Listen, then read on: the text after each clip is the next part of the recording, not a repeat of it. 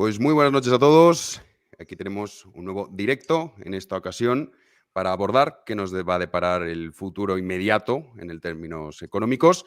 Y para ello contamos con Domingo Soriano, profesor de la Universidad Marroquín. También estás en varios podcasts. Uno de ellos es Tu dinero nunca duerme y Economía para quedarse sin amigos. ¿Qué tal, Domingo? ¿Cómo estás? Eso es. ¿Qué tal, Jano? Pues muy bien. Aquí bueno, no sé si esto viene bien, ¿eh? Quiero decir, a estas horas de la noche viene bien alegrarse un poco, tomarse algo un jueves por la noche y no deprimirse, que yo creo que es hacia donde vamos. Bueno, y también nos acompaña una persona que está empezando, jovencita, con moderado éxito. ¿Qué tal, Juan? ¿Cómo estás? Ya el Muy bien, conocidísimo Juan Ramón aunque, Rayo, ¿qué tal? aunque gracias por llamarme irónicamente viejo, pero se agradece la No, presentación. no es irónico. Bueno, pues mira, vamos a empezar, si os parece, por el tema que más está preocupando en los últimos días a los ciudadanos, que no es un problema de ahora, que muchos están intentando cargarlo única y exclusivamente a la cuestión de la guerra, y no es así, que es la inflación. En esta situación, con la inflación, y luego vamos a hablar de la estanflación, que es otro término que ya hemos empezado a escuchar, que quizá podamos llegar, esperemos que no, a ese escenario. ¿Cómo veis vosotros la situación ahora mismo con la inflación? Bueno, la inflación viene siendo un problema del que algunos nos hemos ocupado y preocupado desde marzo. Yo escribí en marzo del año 2021, cuidado que la inflación esta vez sí se puede convertir en un problema serio, ¿no? Porque llevábamos 13 años, 12 años sin inflación y parecía que la inflación no iba a regresar nunca más, que los que hablaban de inflación, y yo muchas veces lo he dicho, ¿no? Durante la década pasada muchos decían, va a venir una hiperinflación. Decía, no, porque la demanda de dinero es muy alta y por tanto no estamos en las dinámicas típicas que algunos imaginan de Weimar o de Venezuela. No, no es eso. Pero en el año 2021, no solo yo, muchos otros economistas, no es que yo sea especialmente original ni me anticipara extraordinariamente, pero muchos economistas ya decían, cuidado que esta vez la inflación sí puede empezar a ser un problema y lo ha venido siendo cada vez más. Recordemos que al principio muchos nos decían que, bueno, era inflación, sí, anormalmente más alta de lo que estábamos acostumbrados desde 2008, pero era transitoria. Esto se iba a solucionar en unos pocos meses porque había unos cuellos de botella como consecuencia de la pandemia que conforme pasara el tiempo pues se iban solucionando. Lo que hemos visto es que se han agravado, lo cual es, para la narrativa oficial, es un poco chocante, porque lo lógico es que si tienes un desajuste en la oferta, ese desajuste conforme pasa el tiempo se va arreglando, no se va empeorando y la inflación es cada vez mayor. Si se te ha caído la producción, lo normal es que suban más los precios justo al inicio, cuando la producción está en mínimos, no cuando ya ha pasado un año y has tenido tiempo para readaptarte y para aumentar la producción. Luego, a esos cuellos de botella, alrededor del mes de agosto, septiembre, se le empezó a añadir el cuello de botella energético, que ya dices, hombre, aquí exactamente la pandemia no ha tenido mucho que ver. En los microchips, a lo mejor, de algunas regiones de China o de Taiwán, pues a lo mejor, bueno, aunque Taiwán además no fue especialmente afectado por la pandemia, pero bueno, a lo mejor sí que ha podido tener que ver. Pero claro, en el suministro global de petróleo o en el suministro global de gas, no. Entonces aquí ya decían, no, pero esto es por las políticas energéticas que se están aplicando desde la Unión Europea y desde Estados Unidos que han restringido la inversión en estos epígrafes. Vale, de acuerdo, pero es que esto ya viene sucediendo desde hace años. Qué casualidad que también este cuello de botella se haya revelado justo ahora y no, por ejemplo, en el año 2019 o en el año 2018, cuando las políticas en vigor más o menos eran las mismas. Y ahora, claro, ya el tercer acontecimiento es que esto es por la guerra y porque Putin va a cerrar el gas o va a vender menos petróleo. De momento no lo ha hecho, aunque sí es cierto que compañías occidentales están comprando menos gas y menos petróleo ruso, pero el suministro global de momento se mantiene. Claro, pero una vez uno se fija en la inflación de Estados Unidos, ya no la de España, la de Estados Unidos, 8% en febrero, antes de la guerra. Y ahí no cabe culpar, como algunos he escuchado, que es que Putin ya empezó a cerrar el grifo del gas en septiembre en previsión de la invasión en febrero. Que algo de eso había, pero desde luego no es No a esos ni mucho menos niveles. determinante. Estados Unidos no consume gas ruso, por tanto la inflación de Estados Unidos no puede ser por el estrangulamiento energético de Putin desde septiembre de 2021. Entonces, Estados Unidos está al 8, nosotros estamos al 7,6, Europa está en torno al 6, bueno, quizá hay otras dinámicas subyacentes, como un excesivo expansionismo monetario y fiscal durante el año y el año siguiente de la pandemia, que pueden explicar, no sé si la totalidad, porque es verdad que los cuellos de botella existen, aunque están vinculados con lo que estoy diciendo, pero existirían incluso al margen de ese expansionismo monetario y fiscal. Pero desde luego sí explican una parte, y es una parte que no estamos solucionando rápidamente. Respecto a eso que comentaba Juan, Domingo, la Reserva Federal hoy ha anunciado una subida de tipos de interés. La primera se prevé que va a haber 6 más durante este año. Bueno, ¿qué mecanismos tiene Europa? Porque Europa de momento no va por esa senda, aunque todo parece indicar que va a tener más remedio que caminar por esa senda. ¿Cómo lo ves tú, Domingo? Bueno, a ver, los mecanismos son parecidos. Quiero decir, los dos bancos centrales da la sensación de que han ido haciendo políticas, bueno, no iguales desde el punto de vista técnico, pero sí como filosófico, ¿no? Similares, y los mecanismos ahora son parecidos. La pregunta es cómo de preparada está la economía europea frente a la americana para eso. Es decir, yo creo que la cuestión no es tanta si el Banco Central Europeo se separa mucho de la FED, o yo creo que va a hacer un cierto seguidismo, quizás con un poco de retraso. Creo que además los países más potentes de la eurozona lo van a exigir. Es decir, creo que los alemanes, holandeses, austriacos no van a dejar que esto durante mucho tiempo tengamos tasas de inflación muy altas sin hacer nada. Y claro, la cuestión es, ¿la economía europea puede soportar, o sea, tiene la misma flexibilidad? Porque eso es lo mejor de la economía americana, siempre ha sido su capacidad de ajuste y su flexibilidad ante situaciones que, sobre todo las empresas americanas, son muy rápidas y son capaces de afrontar casi todo, porque hay veces que sus políticos las llevan demasiado al límite. La economía europea no. Y dentro de Europa hay países mucho menos flexibles y mucho menos preparados. Y España yo creo que es uno de ellos. Entonces, claro, ahí en esa combinación de un país poco preparado dentro de una región que en sí misma no es especialmente ágil para ajustarse, pues incluso aunque las políticas sean similares, yo creo que nosotros lo vamos a pasar peor. Pueden dejar los que nos estén viendo sus preguntas en el chat. Por alguna pregunta interesante la pondremos para que contesten. Pero hay una cuestión que habéis nombrado, que son las políticas energéticas. ¿Hasta qué punto? Sí. Si me dejas acotar una cosa a lo que ha dicho Domingo, porque creo que es importante. Larry Summers acaba de publicar un análisis hace, creo que 2 días, en el que pone de manifiesto que históricamente Estados Unidos, ¿no? por lo que decía Domingo de que Estados Unidos está mejor preparado, y así es, pero históricamente Estados Unidos no ha sido capaz de controlar inflaciones del 8% con una tasa de paro por debajo del 4%, porque ahí lo que te está indicando es que hay un recalentamiento de la economía. Es decir, si tienes la inflación disparada y tienes pleno empleo, de nuevo, otro cuello de botella. Qué casualidad que hayamos llegado a pleno empleo en Estados Unidos y a mínimos de desempleo en la eurozona, justamente al mismo tiempo que hay cuello de botella en la energía, cuello de botella en los microchips, cuellos de botella en todo, ¿no? Pues a lo mejor es que gastamos demasiado, ¿no? Entonces, ahí tienes un síntoma de recalentamiento de la economía, y lo que dice Larry Summers es que Estados Unidos, en general, con alguna excepción, pero con una sola excepción, de hecho, en el año 94, en general no ha sido capaz de superar, de salir de estos periodos inflacionistas sin provocar una recesión a un año, año y medio vista. Claro, si Estados Unidos está mejor preparado para tener una economía más flexible, más adaptable, más productiva que la europea, para capear la incertidumbre, las dificultades, y no le es posible salir de la inflación alta en la que está ahora mismo sin forzar una recesión interna que contraiga el gasto agregado y genere desempleo, pues es que las dinámicas en Europa pueden ser muy parecidas, con el agravante de que hay países que, como es el caso de España, sabemos que cuando destruye empleo lo destruye con ganas, aunque es verdad que esto puede haber cambiado algo gracias a la reforma laboral de 2012, y países que además tienen un problema financiero muy serio que no tiene Estados Unidos.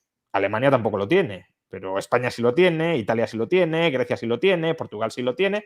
Claro, si tienes que controlar la inflación cerrando el grifo del crédito laxo, porque para eso, esa es la herramienta de controlar la inflación. Señores, no gasten tanto endeudándose, no sobrecalienten tanto la economía gastando a crédito. Pues claro, ¿quién va a dejar de gastar a crédito? ¿El gobierno va a dejar de gastar a crédito? ¿Vamos a volver a superávit presupuestario? ¿O vamos a forzar a que el sector privado deje de gastar destruyendo parte del tejido empresarial y arruinando a parte de las familias para dejar espacio de gasto para el gobierno? Porque creo que vamos más bien en esa dirección. Y ya digo, comento esto por lo que ha dicho Domingo específicamente de Estados Unidos está más preparado, pues cuidado nosotros si estamos menos preparados dados los antecedentes de Estados Unidos. Y aquí a mí me gustaría hacer un apunte. Es que en este sentido que habla Juan Ramón, yo creo que el Estado español hace tiempo que ha dejado de ser realmente independiente desde el punto de vista financiero. Es decir, las condiciones de financiación del Estado español dependen en buena medida de la buena voluntad de nuestros socios de la eurozona. Si nuestros socios de la eurozona se enfadan, por así decirlo en términos un poco brutos, ¿no? Si hay tensiones dentro de la eurozona y hay divergencia, nuestras condiciones de financiación se van a ver muy afectadas. Las de Alemania se pueden ver algo, no sé, como si nos metiéramos en otro bucle de problemas de deuda como el que ocurrió con Grecia entre 2010 y 2015, pero yo creo que muchos no se van a ver afectadas y en un momento dado, si se habla de ruptura de la eurozona, hasta les viene bien. Quiero decir, que a lo mejor se convierte en un valor refugio.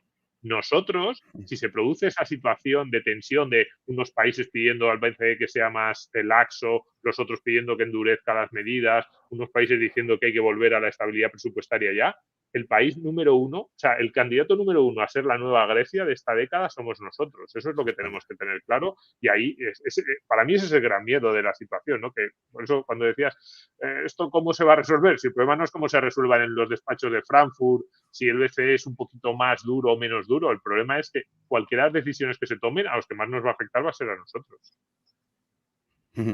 Bueno, ya que os habéis adelantado, habéis nombrado muchos conceptos, vamos a coger el de la deuda pública. El caso de la deuda pública, en el caso de España, ha aumentado no solo con la pandemia, que sí también, pero llevamos muchos años aumentando la deuda pública, entre otras cuestiones porque llevamos 14 años siendo deficitarios. Es decir, gastamos más de lo que ingresamos. Entonces, pues bueno, esa diferencia la suplimos con la cuestión de la deuda pública. Claro, el Banco Central Europeo ya ha dicho que esto, el grifo que hablabais vosotros, que esto ya se va a terminar. Entonces, la situación en España es un gobierno que dice, vale, yo ahora, primero, ahora te estás financiando y la emisión de deuda con unos intereses muy bajos. Pero esto no va a ser ya así. Y si esto no es así, el gobierno va a tener más remedio que tiene dos opciones. Una, intentar aumentar los ingresos vía subida de impuestos, etcétera, etcétera, que ya poco margen les queda recaudatorio. Podían exponernos ya mucho más, pero tampoco tanto. O sea, si lo piensas en términos macros, ya nunca hay que subestimar al Estado, eso desde luego. Pero la otra opción es recortar el gasto. Y esto sí que ha habido varios toques por parte de Europa de decir, oiga, ustedes tienen que ir también por esa línea. O sea, el tema de los impuestos, en fin, es que da para lo que da. Y a partir de ahí, ¿cómo creéis vosotros que va a afrontar el gobierno? Obviamente ellos irían por la línea de aumentar impuestos, pero realmente es prácticamente imposible, a lo que me refiero, no tocar el gasto. O sea, si quieres lo puedes estirar, pero antes o después vas a tener que tocar el gasto. Yo es que, Jano, dices que es imposible recaudar más. Yo creo que No digo que sea imposible, pero digo que tienen ya poco margen de una... Bueno, ya podría ser el expolio, vamos, más salvaje que... Bueno, es que yo creo que vamos ahí, no por ser especialmente catastrofistas, sino porque el documento que acaba de publicar, el libro blanco, que como dice el profesor Rodríguez Brown, es más bien un libro negro para el contribuyente, que acaba de publicar el Comité de Expertos Fiscales, creo que apunta o traza muy bien la dirección que pretende seguir ese gobierno y que sí permitiría, si se aplican esas medidas, reducir de manera sustancial el déficit público, aunque claro, a costa de masacrar a los contribuyentes. Ahí hay tres medidas estrella. Una es eliminar los tipos reducidos y superreducidos del IVA. Otra es vaciar prácticamente de beneficios fiscales el IRPF. Y, en tercer lugar, cargar mucho las tintas en impuestos medioambientales. Con esto se pueden llegar a recaudar probablemente 40.000, 50.000 millones de euros, es decir, alrededor de 4 puntos y medio de PIB, que es aproximadamente el déficit estructural que podemos tener ahora mismo. Pues yo creo que el plan del gobierno, al margen de a lo mejor no no incrementar mucho más el gasto con respecto a los niveles actuales, aunque también Sánchez está comprometiendo aumentos del gasto en defensa y demás, pero al margen de una cierta moderación en el gasto ya desbocado actual, sobre todo ir por el lado de subir impuestos en la dirección que ha marcado el comité de expertos, que no olvidemos, como dijo no sé quién, no ha emitido un dictamen, ha emitido un dictado. Es decir, eso que ha dicho el comité de expertos es lo que quería el gobierno que dijera. ¿Y por qué quería el gobierno que dijera eso? Pues porque quiere aplicar en todo o en gran medida lo que ha dicho el comité de expertos, que es lo que dijo él. Sí, pero luego también sabemos que el Estado, cuando las previsiones de recaudación, cuando decimos subir estos impuestos, luego no se cumplen. Entonces, me refiero que a corto plazo dices, vale, voy a intentarlo, pero es que no vas a llegar. Pero sí, bueno. Lo que pasa que, fíjate que estamos hablando de impuestos. El IRPF, si tú lo vacías de beneficios fiscales que afectan sobre todo a las clases trabajadoras, ahí hay poco margen de escape. Sí, de hecho, cada vez hay menos margen de escape. Por eso, entonces tú cobras la nómina y te lo quitan, ya está. No, sí, o te vas del país, que mucha gente no se puede ir, o a pagar. Impuestos medioambientales, según cómo los estructures, tampoco tienes escapatoria. Si se establece un impuesto sobre el CO2, que cuidado, es un debate que habría que tener si es conveniente o no, pero yo estoy hablando ahora de dónde quieren sacar el dinero. Claro, el impuesto CO2 tampoco tienes mucho margen para dejar de emitir, especialmente en el corto plazo, CO2. Y luego, los tipos reducidos y súper reducidos del IVA, pues hombre, a lo mejor hay cosas que sí puedes dejar de consumir. Por ejemplo, un tipo reducido del 10% está en las flores. Pues a lo mejor la gente compra menos flores, es verdad. Sí. Pero claro, todo lo demás o muchas otras cosas, educación, bueno, eso está exento, ¿no? Pero es que también se habla de eliminar exenciones, educación, sanidad, el pan, por ejemplo, las bebidas no alcohólicas, bueno, incluso restaurantes, ¿no? Ocio, restauración. Sí, puedes reducir también el escaso ocio que tienen muchos ciudadanos, pero tampoco se pueden encerrar completamente, o tampoco se van a querer encerrar completamente en casa. Entonces, son impuestos que sí es relativamente previsible que van a permitir un incremento importante de la recaudación porque atacas a aquellos que no pueden escapar de esa fiscalidad. Luego comentamos el tema de las pensiones respecto del gasto, ¿vale? ¿Os parece? Porque es una parte muy importante del tema del sistema de pensiones. Domingo. Sí, a ver, yo estoy un poco con Juan Ramón en que sí se puede aumentar la cantidad que se recauda. Lo que pasa es que cómo lo haces y cómo afectas a la estructura productiva. A ver, decía Juan Ramón, no soy catastrofista o sin ser muy catastrofista sobre el tema de los impuestos o algo así, que no es que sea, es que es el programa electoral. Es decir, Sí. dictamen dictado del comité de expertos es el programa electoral del Partido Socialista. El modelo del Partido Socialista es Francia. A ver, a mí es un país que no me gusta mucho, ¿no? Pero es así. Es un Sí, país total. con un gasto sobre el PIB del 56%. Francia sin la productividad de Francia, Francia, Exacto. encima, sin el tejido, cuidado, es que esto Claro. es muy importante. Francia, sin el tejido de pequeñas y medianas y medio grandes empresas que tiene Francia, que es muy potente. Es como Italia. Italia es un país bastante esclerotizado en las cifras macro, pero por lo menos, sobre todo en la parte norte, tiene un sector empresarial muy pujante del que nosotros carecemos. Entonces, pero el modelo del gobierno es ese, es esa Francia que tiene un gasto sobre el PIB pues 54, 56% antes de la pandemia, un país completamente dominado por sindicatos, por grupos políticos, grupos de presión, que más o menos vive en cierto sentido de las rentas que nosotros no tenemos, porque las rentas son ese tejido empresarial relativamente potente que tuvo y del que todavía, pues bueno, sigue disfrutando en cierta medida, también de su importancia geoestratégica, de muchas cuestiones que nosotros no tenemos, pero el modelo es ese. Entonces, claro,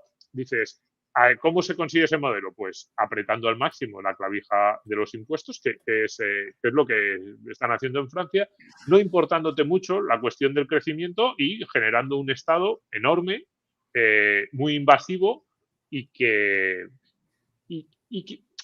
permite la economía justita, la economía privada justita para mantenerse. O sea, al final es un tipo de Estado que no mira la economía privada como la mira como un medio, no como un fin, ni el objetivo no es que la gente desarrolle sus vidas, sino que es un medio para que el Estado viva de ella. Y bueno, Fíjate que podría ser el modelo, a mí me gustaría más, dentro de que no es el tipo de sociedad que a mí me gusta especialmente, pero el modelo de los nórdicos, economías mucho más dinámicas en las que el Estado parece que lo que está diciendo es enriquécete mucho y luego yo te cobraré mucho, pero te permito como que en tu vida te desarrolles lo máximo posible, te dejo libertad para que te intentes enriquecer y luego vengo yo aquí a cobrarte a cambio de unos servicios públicos que te digo que son de mucha calidad. A mí a lo mejor me gusta más el modelo Irlanda, Suiza, pero es que nuestro gobierno ni siquiera está mirando a un modelo tipo Dinamarca o a un modelo tipo Suecia, que son economías bastante dinámicas, entre comillas, y que los impuestos no voy a decir que no sean relevantes, que lo son y son muy altos y para mí excesivos, pero al menos tienen normas de organización interna y de mercado laboral y de organización empresarial relativamente sensatas. No.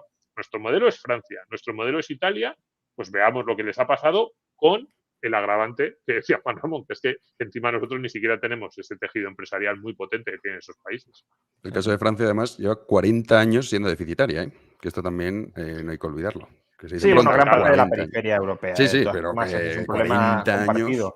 No, pero por eso, cuando muchos dicen, no, tenemos que emular a los nórdicos. No, es que nuestros nórdicos es Francia. Entonces, tú lo que estás pidiendo es emular a Francia, porque, digamos, el marco cultural institucional cercano que tenemos es Francia. Y un estado grande como los nórdicos en el sur de Europa se llama Francia. Francia sin el tejido empresarial francés y Francia sin la electricidad francesa. No lo olvidemos. Mira, vamos a aprovechar que hay varias preguntas y sobre todo como esto interesa mucho a los que nos están viendo y que están preocupados, como es lógico, por la situación económica. Esta pregunta que nos dejan aquí, ¿hay riesgo de default en España a corto y medio plazo? A ver, aquí un poco lo que comentaba Domingo. España no es autónoma a la hora de financiarse o a la hora de dar credibilidad a su deuda. Si no entramos en default es básicamente porque nos están manteniendo con respiración asistida.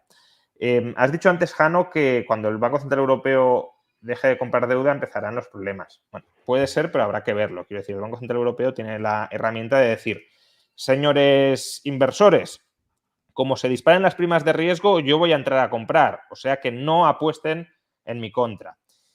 Y eso puede funcionar siempre y cuando el Banco Central Europeo no esté en un contexto en el que tenga que restringir mucho la oferta de financiación para luchar contra la inflación. Claro, si estamos en un contexto tipo año 2017, 2018, 2019 de deflación o de estabilidad de precios, claro que el Banco Central Europeo puede decir, y si entran ustedes a vender deuda y no quieren comprarla, la compro yo. Pero claro, si ahora estás en otro contexto donde el Banco Central Europeo tiene que dar menos crédito, ahí las amenazas empiezan a resultar menos creíbles y puede haber ciertos conflictos. Pero bueno, yo creo que nos intentarán mantener, porque si no, no habríamos llegado hasta esto. La cuestión sigue siendo si se va a poder conciliar ese mantenimiento de la estabilidad financiera de España con la lucha contra la inflación. Si se soluciona el problema de la inflación a corto plazo, España no va a quebrar, porque no nos van a dejar caer. Ahora, si no se soluciona, entraremos de nuevo en negociaciones políticas similares a las de 2011-2012 de empiecen a reducir el déficit, empiecen a reducir la deuda. Pocos días antes de la invasión de Ucrania, que en cierto modo vuelve a cambiar como cambió la pandemia, nos colocan un tiempo de impasse la ortodoxia macroeconómica, ¿no? El ministro de Finanzas alemán del Partido Liberal dijo que nada de cambiar las reglas fiscales en Europa y le dijeron, bueno, entonces los países que, claro, las reglas fiscales son déficit del 3% y deuda pública del 60%. Entonces los países que tienen deuda pública del 120 o del 130, ¿qué hacemos con ellos? Dice, pues ya se pueden dar prisa en reducir la deuda. Eso eran los planes, al menos los oficiosos, los declarados, del Ministerio de Finanzas alemán antes de la invasión. Ahora quizá nos den un poco más de cancha por la guerra y la incertidumbre y demás, pero los problemas de fondo siguen siendo los mismos. Claro, Domingo, tú si quieres con esta pregunta que va muy ligada con esto, y así también puedes acotar, que nos pregunta Pepe Sánchez, ¿quién va a comprar deuda española cuando en el tercer trimestre el Banco Central Europeo deje de hacerlo? ¿Quebrará el Estado español, que es un poco lo que iba en línea con lo anterior? ¿Nos rescatarán por fin? Sí, ahí, bueno, ¿quién va a comprar la deuda? Tiene razón Juan Ramón en que depende también de cuál sea la actitud, porque al final, a ver, el gran cambio, las palabras de Mario Draghi famosas del verano de 2012 en realidad no dijo nada. Lo que dijo es, haremos lo que sea necesario. No hizo nada, simplemente dijo como que, pero tampoco es que si tú analizas sintácticamente la frase, desde el punto de vista de significados, el semántico de cada uno de los términos y el conjunto, es como que no decía nada, pero lo decía todo, ¿no? Entonces, cuidado con eso. Pero, ¿quién nos rescatará? ¿O llegará el default de España? Yo espero que no llegue, pero cuidado, no es necesario que llegue el default para que las cosas se compliquen mucho. Es decir, si llegamos a un escenario en el que cada cumbre europea hay un enfrentamiento, no tienes que llegar a Grecia. Grecia fue Grecia y llegó, bueno, con una situación muy complicada, pero Portugal, Italia, España en esos años lo pasó muy mal y nos volvería a pasar lo mismo. O sea, imaginémonos que en la cumbre europea llegan el resto de los líderes y dicen, sí, no queremos dejarte caer. Al final esto no deja de ser un juego de tensión continua y de chantaje contrario. Es decir, el gobierno español dice, no me aprietes mucho porque si yo desato una crisis de deuda en la eurozona, acuérdate lo que pasó entre 2010 y 2015.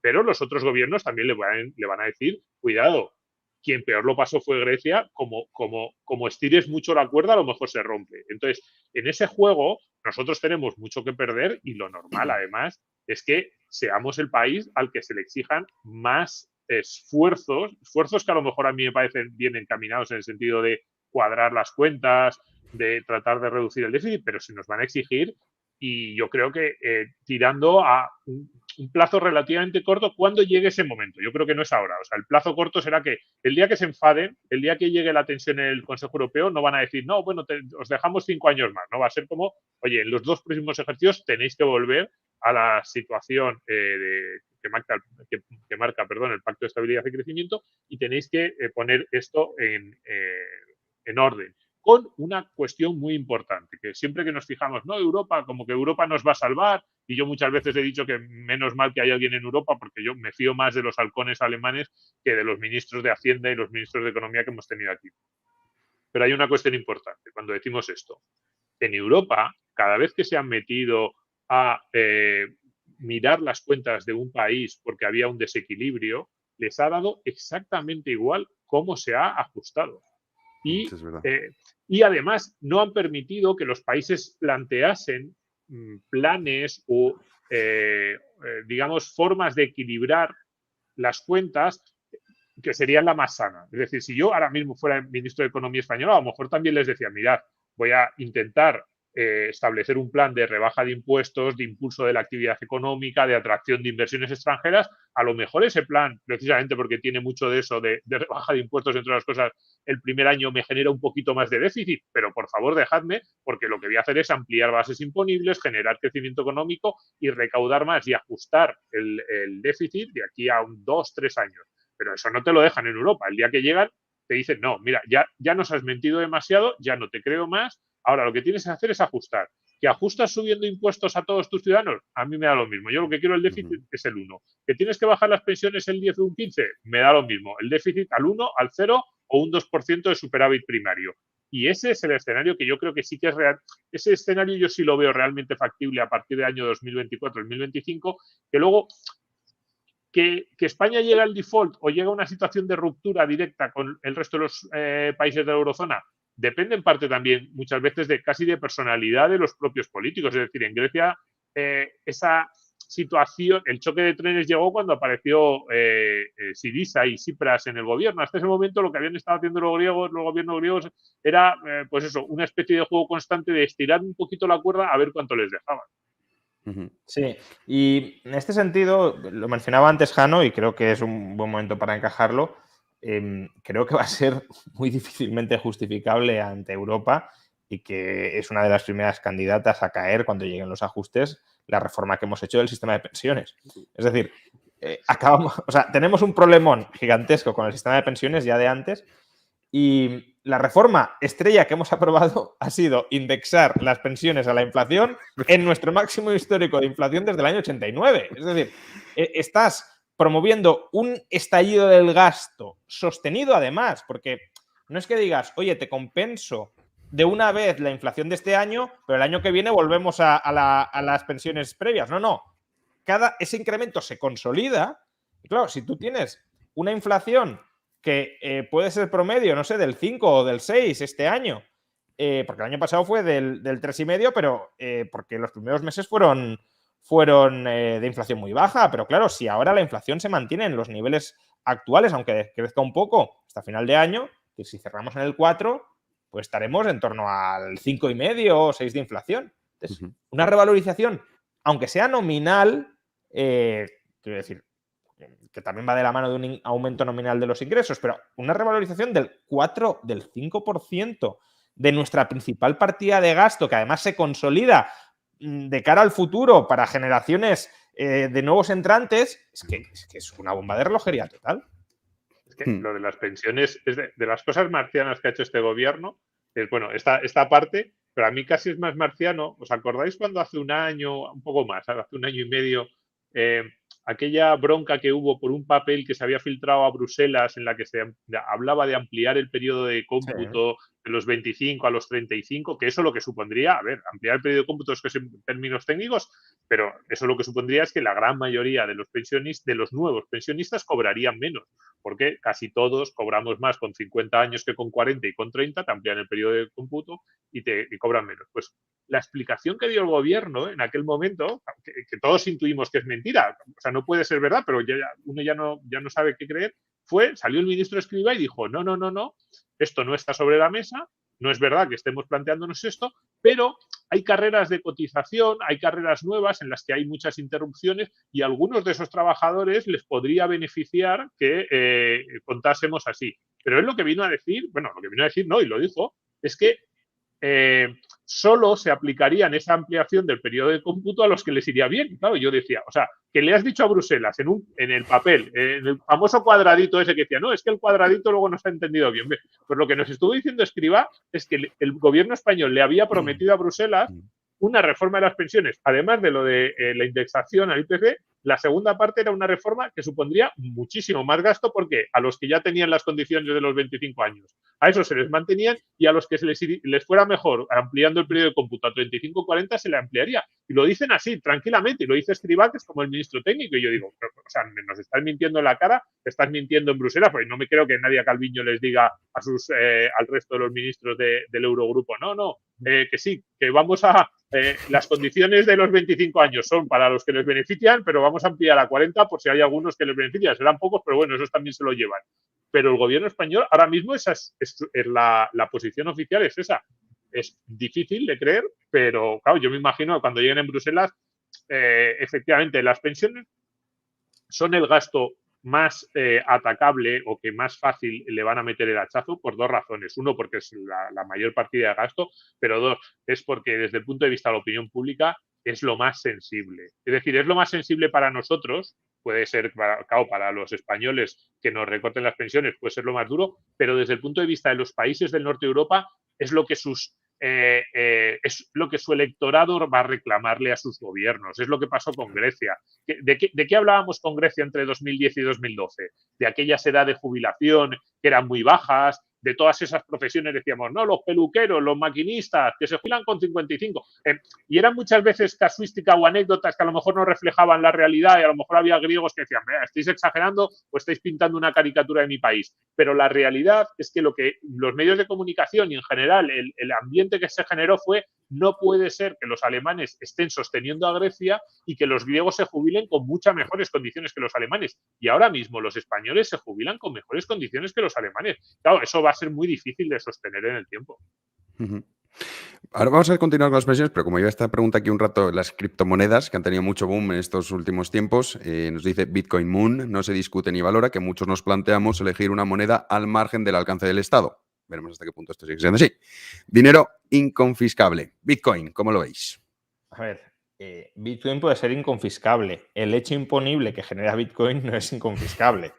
Entonces, sí, tú puedes tratar de utilizar Bitcoin de manera oculta frente a las garras del Estado, aunque eso tampoco es tan sencillo, porque tienes que encontrar partes de la economía que no pasen por sistema financiero reglado a través del cual transferir Bitcoin y básicamente intercambiar Bitcoin entre pares, al margen, ya digo, de exchanges y todo esto.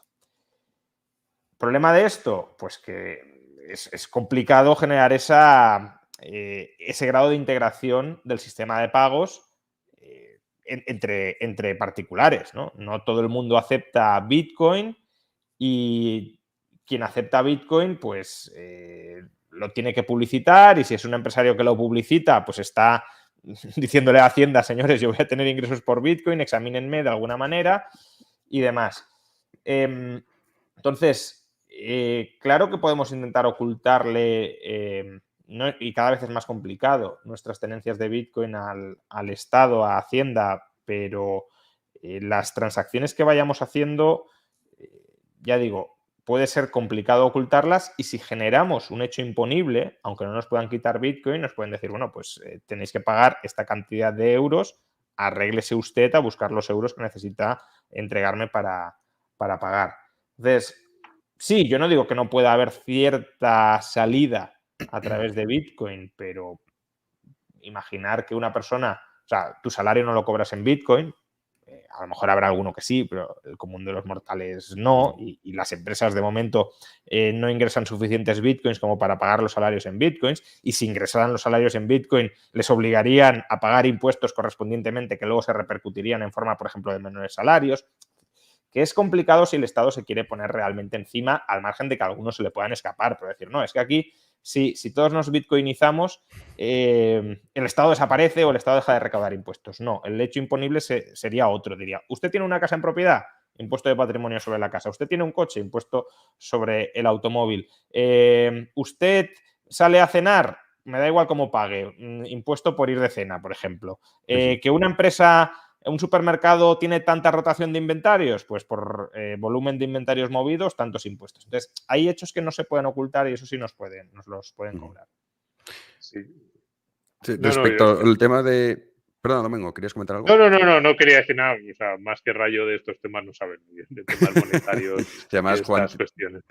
tiene muchos vídeos al respecto en su canal, o sea que cualquier duda que tengan sobre criptomonedas, consulten el canal de Juan. Pero el tema de las pensiones, que es un tema que me obsesiona bastante. Es verdad, cuando hablábamos, recogiendo un poco eso de reducir el gasto, ¿no? Que el gobierno puede estirar el chicle, decir, vale, aumento impuestos, voy a ingresar más y así yo no toco el gasto, lo mantengo estable. Pero aquí hay una cuestión, y es que el sistema de pensiones, muchos españoles, esto a mí me sorprende la cantidad de gente que no conoce cómo funciona el sistema de pensiones. Que dice, no, yo estoy pagando ahora como si te estuviesen metiendo en una hucha personal lo que tú estás pagando y luego te lo van a dar. No es así. Tú lo estás pagando a los pensionistas actuales.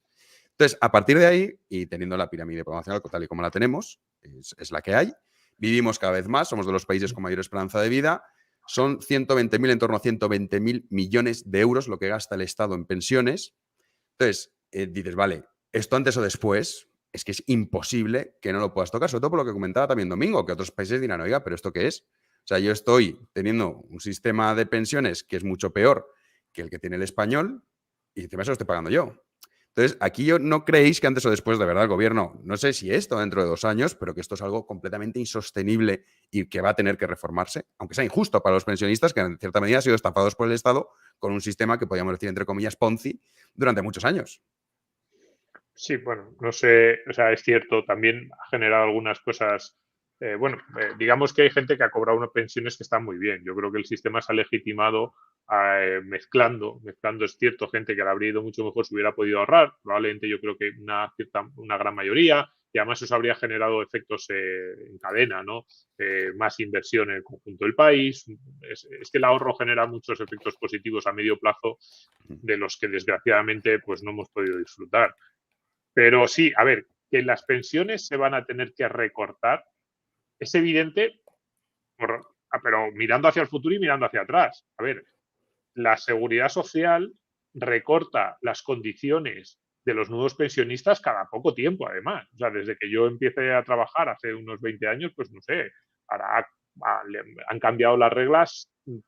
A ver, han cambiado las reglas de forma muy relevante, quizás 2 veces, pero pequeños ajustes han hecho muchos más y siempre están en el mismo sentido. Las reformas de pensiones son siempre no son reformas, son recortes. Entonces, lo van a seguir haciendo. La clave es si el día que lo hagan es demasiado tarde, si la bola de déficit es demasiado grande y lo que decía antes, en la eurozona, nuestros socios, que son de los que dependemos para sobrevivir financieramente, porque para mí es que eso es lo más importante. Yo creo que eso es lo que la gran mayoría de la población no tiene en cuenta, que no somos independientes desde un punto de vista financiero. Para financiar el gasto público en España necesitamos que nuestros socios de la eurozona lo toleren. Si hay un enfrentamiento en la eurozona, que no va a ocurrir, yo creo que es poco probable, pero bueno, podría llegar en un momento determinado un gobierno muy euroescéptico en Holanda. Yo siempre he apostado porque va a ser Holanda el país que va a dinamitar la eurozona. Pues un gobierno muy euroescéptico, incluso un primer ministro en problemas, y dice, no estoy dispuesto, prefiero volver a mi moneda nacional antes que seguir subvencionando a los vecinos del sur. Si incluso aunque no llegara a esa situación, aunque solo fuera una amenaza, eso nos pondría en una situación de insostenibilidad financiera que nos obligaría a recortar en un solo año probablemente 30, 40, 50 mil millones de euros de gasto. ¿Y de dónde iba a salir el recorte? Porque además, como decía antes, desde el punto de vista de opinión pública es lo más sensible y lo que más van a reclamar va a ir a pensiones. Y entonces van a decir, no, ya ni siquiera en reglas de los nuevos pensionistas, porque que a los pensionistas de 2030 les van a cambiar las reglas es algo que está descontado. Nos van a hacer trabajar más, la edad legal de jubilación se va a establecer en 67 y lo que es más importante, porque bueno, ahora mismo en realidad son 65 y 67, para un porcentaje muy alto de trabajadores siguen siendo 65 si tienen los años cotizados, pero lo más importante es que las reglas para jubilarte a los 67 van a ser muchísimo más duras. Claro, te van a decir, no, si la edad legal sigue siendo 67, pero si tú quieres cobrar una pensión similar en condiciones a la que ahora está cobrando tu padre, a los 67 tendrás que llegar a los 70 o 72, con lo cual que la edad teórica sea en 67 no vale nada. Entonces, pero cuidado al escenario de que nos digan, tenéis que recortar ya, me da igual las reglas a futuro, ahora. Y que el palo también se lo lleven los pensionistas del presente, que yo siempre les he dicho, estad tranquilos, a vosotros no os tocarán, porque pues por fuerza electoral, por muchas razones, pero si llega a esa situación de tensión, claro que se les tocará igual que se les tocó a los pensionistas griegos. Además, las razones que da el gobierno son un poco absurdas, no solo este gobierno, todos. No, es que hemos firmado una ley diciendo que las pensiones se van a revalorizar con el IPC. Oiga, ¿usted qué se cree? ¿Que había una ley en Grecia que decía dentro de 5 años recortaremos las pensiones un 40%? Pues no había, simplemente un día llegaron y dijeron no hay dinero en la caja, fuera. Porque además, como las pensiones, como tú decías, no es una bolsa de ahorro, las pensiones en realidad, el sistema de seguridad social no existe. Yo siempre lo digo, no existe en el sentido de que no hay unos ingresos específicos y unos gastos específicos de pensiones. Es una aproximación, no, al final lo que hay es un Estado español que tiene unos ingresos y que tiene unos gastos. Si al Estado español un día le dicen tienes que recortar 50.000 millones, uno de los palos va a venir en pensiones porque es que no tendría sino de dónde recortar. Bueno, no sé, a lo mejor se pone y cierra todos los ministerios salvo el de Interior, el de Defensa y el de Justicia. Claro, y entonces replica el modelo de Rayo. Entonces, claro, a lo mejor dicen, no, se cogen el libro de Rayo de un modelo liberal, ¿no? Que tenía un 5% de gasto. Y entonces tenemos un 5% de gasto en las funciones básicas del Estado, las que planteaba Juan Ramón, y luego pensiones públicas que se comen el 25% del PIB. Y ya está, y no hay nada más. Oye, eso se podría hacer. Yo siempre lo digo cuando hablo de pensiones. Si tú quieres pagar pensiones más generosas que las actuales, pues eso, te coges el libro de Rayo, todo lo que no sean pensiones lo quitas y ya lo tienes. Pero hablando del cortoplacismo democrático, estábamos. No, ahí hay un problema. El modelo que planteo yo es un modelo privatizando la mayor parte del Estado y bajando impuestos. Claro, para hacer lo que propone Domingo sería mantener los salvajes impuestos actuales y que el Estado no preste servicios como sanidad o educación, lo cual sería desastroso para la población, porque sanidad y educación son servicios básicos que la inmensa mayoría de la población quiere consumir y quiere consumir en condiciones de calidad. Yo lo que planteo es no le quites a la gente el dinero y que la gente pueda utilizar ese dinero para contratar esos servicios entre proveedores privados competitivos en el mercado. Pero claro, si tú le quitas a la gente ese dinero, no tiene dinero para contratar sanidad y educación en el mercado y luego dejas de prestarle esos servicios desde el Estado, pues la estás destrozando, obviamente. Sí, el sistema de capitalización que en España tiene muy, muy mala fama y que incluso cuando lo planteas algunos dicen, pero bueno, ¿qué me estás contando? No sé, eso es una cuestión ya casi de mentalidad y también del perverso juego democrático del cortoplacismo, ¿no? Y de cómo así pues consigues tener muchos votos. La transición es complicada, eso también es. Sí, desde luego, no podríamos pasar de la noche a la mañana a un sistema de capitalización, pero bueno, deberíamos empezar por lo menos con un sistema mixto y luego ya poco a poco ir pasando por ahí. Una pregunta que nos dejaba Paco Medialdea. En esta situación, ¿cómo protegemos nuestras inversiones? En caso de un conflicto mayor, supongo que se refería a la cuestión de Ucrania y Rusia, o de default, ¿hay alguna manera de anticiparse, vender fondos para comprar oro? El oro que, bueno, ya sabemos que es el valor refugio para muchos, incluso en la actualidad. A ver, es complicado, ¿no? Es complicado porque en un escenario deflacionista la compra obvia es dinero y bonos, moneda fiat y bonos, pasivos estatales y quizá pasivos privados. Claro, si tenemos inflación, ¿qué se va a revalorizar con la inflación? Pues se van a revalorizar los activos reales y se podría revalorizar también la bolsa, porque al menos determinadas empresas bursátiles, porque si, claro, ¿de qué suben los precios? Pues suben los precios de bienes y servicios que venden las empresas, con lo cual los beneficios nominales de las empresas también aumentan y por tanto tiene sentido que las cotizaciones bursátiles, que son el valor capitalizado de esos beneficios nominales futuros, pues también aumenten.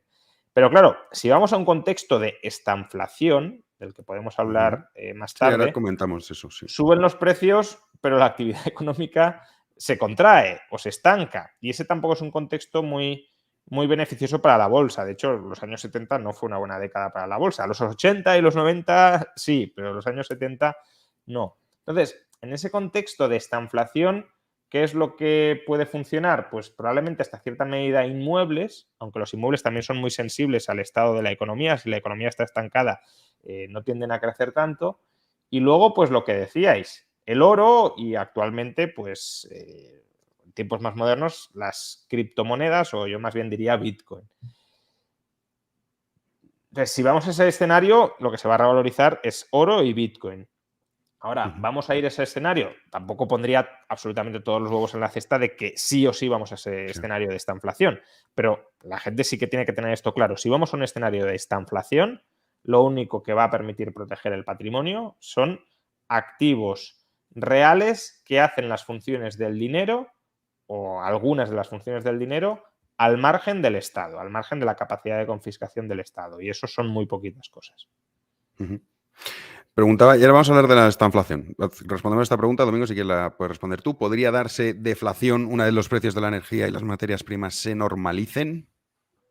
Bueno, yo creo que no, Parece entre poco otras cosas, porque probable. no, Sí. es que además, o sea, si le dices a los bancos, a ver, miremos cómo han actuado los bancos centrales en la última década. Si les dices que encima hay deflación, yo ya no, o sea, no sé hasta qué punto podrían llegar las políticas expansivas de los bancos centrales si se diera un escenario de, digamos, de deflación como más constante, más establecido y con visos de mantenerse. No, yo, vamos, no lo veo, sinceramente, los O sea, presupuestos. una desinflación fuerte sí se Claro, podría dar. o sea, que se modere mucho la inflación y que incluso volvamos a la situación previa, pero a una deflación en el sentido de... No, yo no lo veo. A ver, es que aquí también depende cómo se den las dinámicas.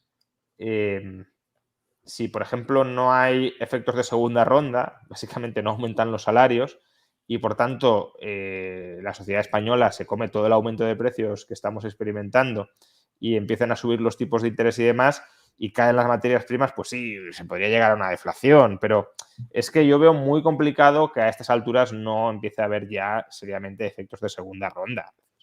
¿Cuánto van a aguantar los trabajadores con tasas de inflación del 7% sin reclamar, no a lo mejor subidas del 7, pero sí del 4 o del 5 que les compense en parte la inflación? Entonces, claro, si tú subes el 4 o el 5, la empresa el año que viene también tiene que subir el 4 o el 5 para compensar el margen, porque si no la alternativa es menor margen, menor contratación, despidos, etcétera.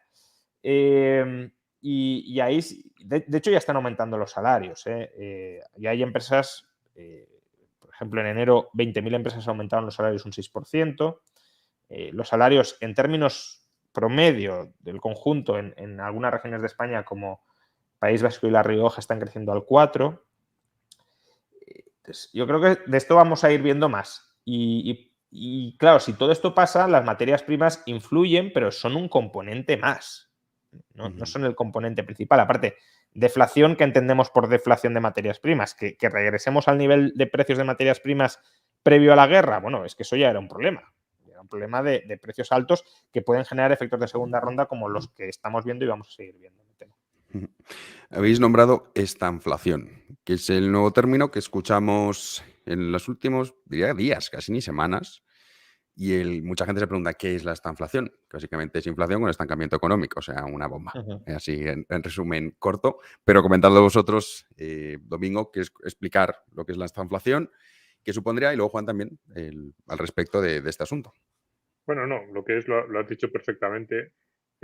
Y el escenario, para los que se acuerden, pues el que se está planteando es el de los años 70, que, bueno, pues lo que ocurrió fue pues, una década muy complicada desde todos los puntos de vista, también en términos sociales, que al final parece que la economía no, luego en términos sociales, en términos geopolíticos, bueno, es muy, muy complicada. Efectivamente, si tú tienes... o sea, la inflación normalmente se produce, bueno, normalmente, o digamos que la inflación en ocasiones te puede venir dada por un exceso de alegría. Y eso no es que sea bueno que se te genere inflación por ahí, pero es como, bueno, es que lo estamos haciendo también, está habiendo tanto crecimiento económico y tanto optimismo hacia el futuro que de repente eso te genera subidas de precios, subidas de salarios, todo el mundo, bueno, eso puede llegar a ser muy peligroso si se te descontrola, pero bueno, al menos como que vienes de esa parte, ¿no? El problema es que en los años 70, y ese es el escenario que ahora algunos plantean que se podría dar, es la inflación se te empieza a producir por otras circunstancias, pues en los años 70, pues es cierto, se asoció mucho a la cuestión de la energía y a las tensiones geopolíticas y al boicot directo de los países productores respecto a los países aliados de Israel o a los países occidentales y no hay ni siquiera esa razón de un crecimiento económico y de repente lo que tienes es unas economías que no están preparadas para ese shock de oferta, casi podríamos decir que es un poco lo que se está dando ahora y no te están creciendo económicamente. Yo creo que, ya no sé si creer o esperar. Yo espero que no lleguemos a una situación como esa, pero efectivamente la próxima década, que yo no era demasiado pesimista, hace un año me hubierais preguntado, yo decía siempre que yo solo era pesimista con la situación de la economía española, que creía que íbamos a ser el alumno tonto de la clase de los años 20 y que el resto de las economías iban más o menos a pasarlo relativamente bien. Ahora sinceramente no soy tan optimista con el resto de las economías, sigo siendo igual de pesimista con la economía española. Sí, Domingo lo ha explicado bien, es decir, la inflación se suele asociar a excesos de gasto agregado y, por tanto, a crecimientos exorbitantes, que es un poco la dinámica en la que estamos ahora. Insisto, Estados Unidos tiene no pleno empleo, sino superpleno empleo. Hay 5... O sea, si contrataras a todos los parados que hay ahora mismo en la economía estadounidense, seguiría habiendo 5 millones de puestos de trabajo no cubiertos en Estados Unidos. Es decir, que hay mucha demanda de empleo y muy pocos trabajadores disponibles para rellenar ese empleo. Entonces, hay un sobrecalentamiento económico claro, sobre todo en Estados Unidos. En Europa, quizá en menor medida, pero no olvidemos que estamos también en mínimos de tasa de paro desde la creación de la eurozona. ¿La idea cuál es? Pues que si esa alegría desaparece, si entramos en estancamiento, la inflación también debería desaparecer, porque si la inflación es el síntoma del sobrecalentamiento, si no hay sobrecalentamiento no hay inflación. El problema es que la inflación se puede enquistar dentro de las expectativas de los agentes. Es decir, si yo espero que los precios van a subir un 5, puedo reclamar alzas salariales del 5. Y si me conceden alzas salariales del 5, los empresarios también tienen que subir los precios un 5 o a lo mejor un 6 para mantener o ampliar un poco los márgenes. Entonces, si yo espero que sigan subiendo los precios un 6, pues yo pediré también aumentos de mis salarios. Eso, claro, ese círculo perverso se puede cortar. ¿Se puede cortar cómo? Pues generando una contracción económica interna muy fuerte que haga que los agentes ya no esperen subidas de precios, sino bajadas. Pero claro, este es el dilema de los bancos centrales. ¿Hasta dónde hundo la economía? ¿Hasta dónde machaco la economía? Ahora la FED está diciendo, no, subimos un cuarto de punto y luego iremos subiendo. ¿Por qué? Porque no quieren hacer mucho daño a la economía. Entonces, si no haces, digámoslo así, suficiente daño, quizá no cambias el curso de las expectativas. Y si no cambias el curso de las expectativas, estás dañando la economía, pero no lo suficiente como para que las expectativas inflacionistas desaparezcan, con lo cual te quedas con el daño, pero sin solucionar el problema de la inflación. Y ahí se genera la estanflación. ¿Cómo se solucionó en los años 70? Pues no lo olvidemos, llegando un terrorista monetario, digámoslo así, Paul Volcker, que dijo, vamos a terminar ya con esto y voy a colocar los tipos de interés en el 21%. Claro, ahí ya sí te hundes en recesión la economía y ya queda claro que esto va en serio y que las expectativas de inflación las vamos a moderar. Pero claro, ahora mismo, lo decía Larry Summers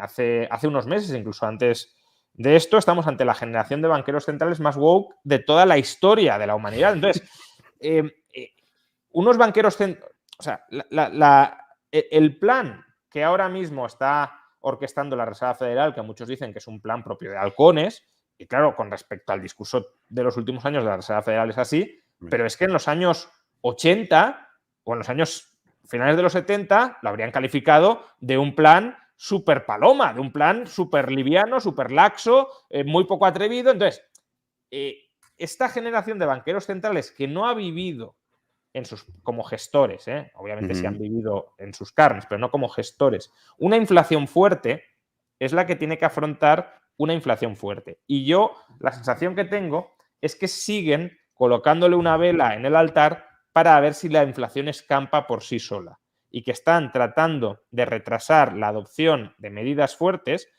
porque lo que anunció la FED es, de momento no hago nada, pero en los próximos meses me voy a poner muy serio. Vale, pero es que eso es lo que llevo diciendo ya varios meses. Entonces, a ver si pasa el tiempo y se soluciona más o menos solo y no tienen que tomar medidas duras. Pero si hay factores subyacentes que generan esa inflación más allá de la guerra, más allá de los cuellos de botella de la pandemia, o te pones duro o la situación no es que no se solucione, es que cada vez se vuelve peor, porque las expectativas cada vez son peores y tienes que causar más daño a la economía para cambiar el rumbo de las expectativas. Y esa es la situación en la que estamos. Sí, un día podemos hacer un directo sobre cómo la ideología de la economía, ¿no? Pero también el aspecto ideológico influye en todo esto que tú acabas de comentar, que es tal cual. Pero hay una cuestión que también es muy curiosa, que mucha gente preguntaba, es, por ejemplo, ahora con la deuda pública, ¿por qué le viene bien al Estado la inflación para pagar la deuda pública? Esto es una cuestión que si queréis explicar.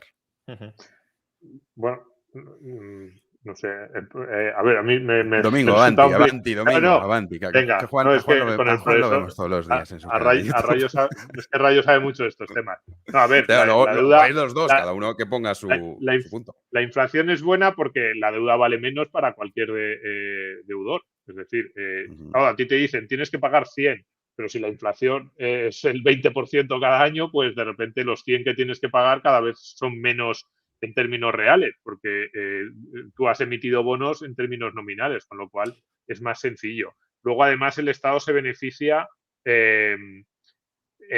por los impuestos. Este año, por ejemplo, se ha hablado algo, que esto en España normalmente se hablaba poco. Yo creo que es semi-buena noticia, digo semi-buena noticia porque lo que hubiera sido buena noticia es que se hubieran ajustado las tarifas del IRPF, pero por lo menos se ha hablado de, oiga, si no se ajusta la tarifa del IRPF y te suben los precios un 7%, lo que estás haciendo es una subida de impuestos encubierta, porque luego, vamos, los precios, los salarios te van a subir, va a haber más gente que va a estar en los tramos más elevados, va a entrar ahí, va a tener que pagar más impuestos.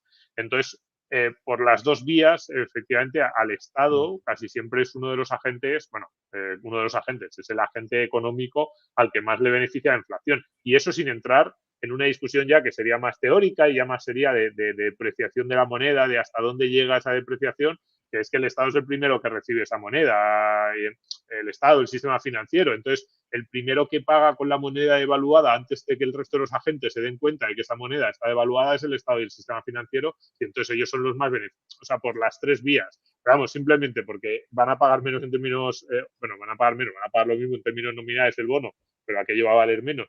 Y por la pura cuestión del IRPF, pues ya estáis ganando. De hecho, ya creo que es Nadia Calviño estaba ya diciendo más o menos, va a bajar la deuda respecto al PIB, porque claro, los estados no amortizan deuda. A ver, esto cuando digamos baja la deuda respecto al PIB, no pensamos que es que baja la deuda porque hayan pagado la deuda como hace un señor que va amortizando su hipoteca. No, el Estado no amortiza nunca, el Estado solo continúa lo que ya tiene, lo deja el saldo vivo, refinancia y emite nueva. lo que ocurre es que, claro, si te sube mucho el PIB y tu deuda no sube, entonces te puede bajar la ratio deuda-PIB, pero no el montante global.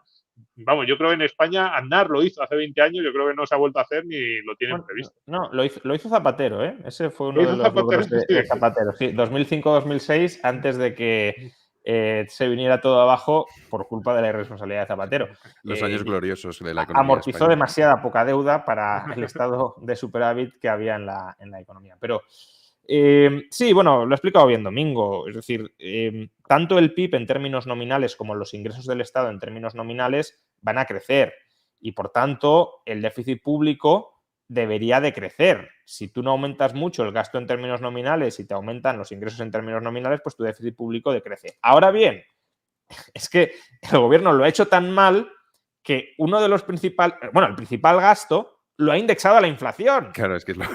Entonces, el respiro va a venir, pero no va a venir tanto como habría llegado en caso de que las pensiones no estuvieran indexadas a la inflación y, hombre, se revalorizarán algo, pero a lo mejor en lugar del 6, pues el 2, el 2,5. Entonces, así sí, mantienes atado el gasto en términos nominales, te aumentan los ingresos en términos nominales, reduces el déficit, acumulas superávit e incluso te podrías plantear amortizar deuda en términos reales, ¿no? Entonces, sí, al Estado la inflación le viene muy bien para diluir el valor de la deuda en un crecimiento de su masa nominal de ingresos. Pero claro, al final los inversores también aprenden. Cuidado con esto. Quiero decir, si tú tienes la inflación en el 6 o en el 7%, pues en algún momento los inversores te empiezan a decir, oye, la deuda pública me pagas el 6%. Porque es que esto cada vez vale menos en relación con la evolución de la economía.